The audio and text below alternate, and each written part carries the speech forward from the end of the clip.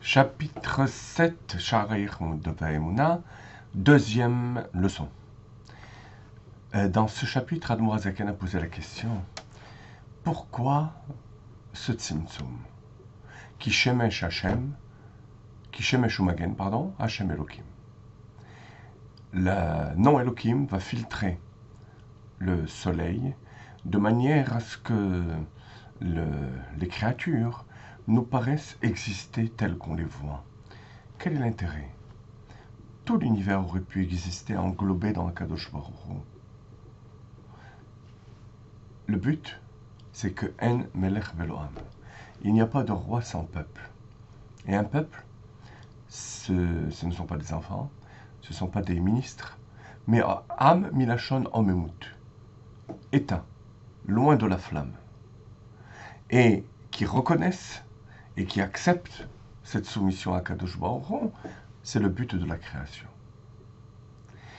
Et là, dans cette deuxième leçon, Admour HaZaken va nous expliquer le Shem, le nom, qui fait ce tzimtzum et ce dévoilement d'Akadosh Baruch Hu. Alors, à la page 308 du Tanya, Veshem hamore al midat malchuto yitbarech ou Shem adunut.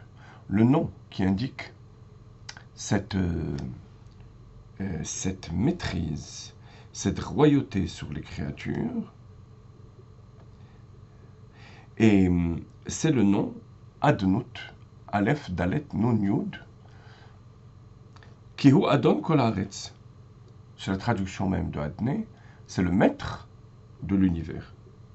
Venimetza ki midazu v'shem ze hen hameavinu mekaimin haolam.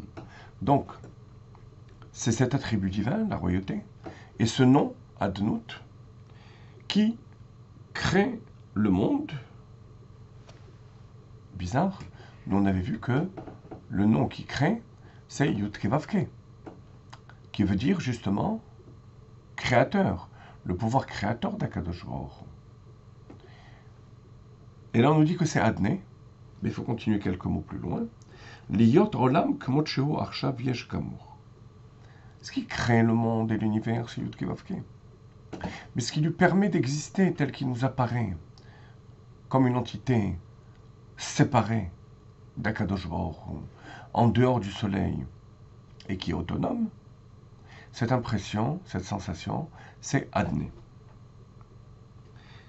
Ve'eno batel b'mitzvot mamash, ki bistalkut midazu, si cet attribut, ce pouvoir divin s'en va, alors non pas que le monde redeviendra néant. Rappelez-vous que pour Yud-Ke Vav-Ke, on a dit que si la parole divine se retirait un instant de la création, de la créature, cette créature redeviendrait néant. Là, ce n'est pas le cas. Si le Shem Adné, le nom Adné s'en va, ça ne redeviendra pas néant. Mais Batel, complètement annulé et englobé dans Akadosh Baruch Hu. Hayaolam choser limkoro bidvar Hashem veruach pi yidber. Au Batel Sham bimtziut mamash, il aurait été complètement annulé dans Dieu et on n'aurait pas accompli le but pour lequel Dieu a créé le monde, à savoir En Melech Velo Am, de permettre à la royauté de Dieu de s'exprimer. Velo hayashem olam alav klal. Alors vous voyez, chers amis, jusque-là, on nous explique que s'il n'y a pas le filtre, le Shem Adné, tout est Batel à Kadosh Baruch Hu. Mais il n'y a pas de rapport entre le monde et ce filtre, Adné, pour le moment. Or, on considère que si le filtre est capable de donner ses caractéristiques au monde, c'est qu'il y a un rapport étroit entre le filtre, entre les caractéristiques du filtre et les caractéristiques du monde.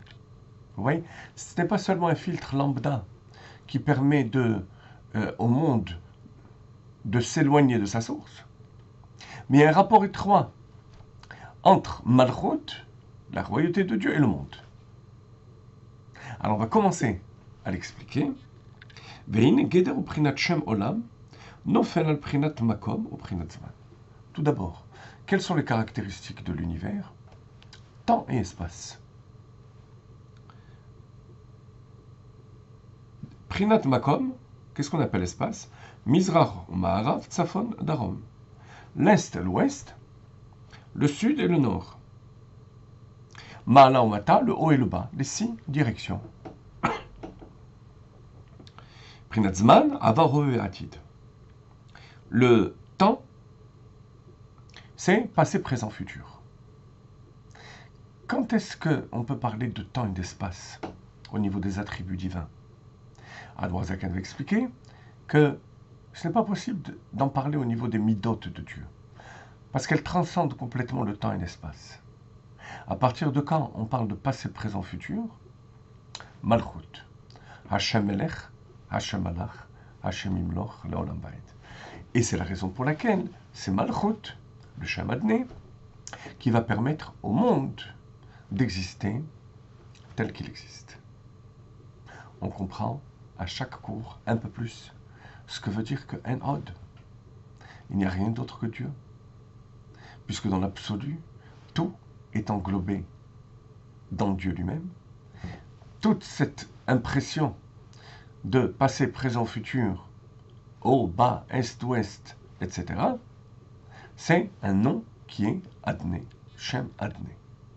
Donc on peut dire réellement Hashem Echad, ou En Od, il n'y a rien d'autre que Dieu.